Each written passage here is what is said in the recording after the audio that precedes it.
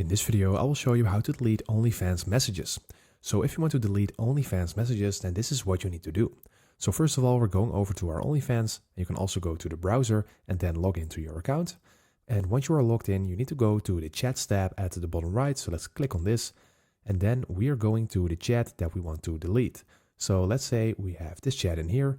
And in this chat section, you can see that I have sent a chat a couple of minutes ago. And once I click on the three dots, I won't be able to delete this chat. But once I get a new chat, and let's for example type this, then when I click on the three dots now on this new chat, then I see this option to unsend. And I have 120 seconds, that is 2 minutes to delete this message. So if I click on unsend, then I'm able to unsend this and then it is deleted. So there is no way to delete message that you have sent previously. But what you can do is you can go back and then you can click on this X next to the chat and then you can clear the entire chat. And once you do that, you will clear the chat and delete the chat for yourself, but not for the person on the other side. So this is currently the only way how you can delete OnlyFans messages. So I hope this video helped you out. Please leave a like and consider subscribing, and then I see you in the next one.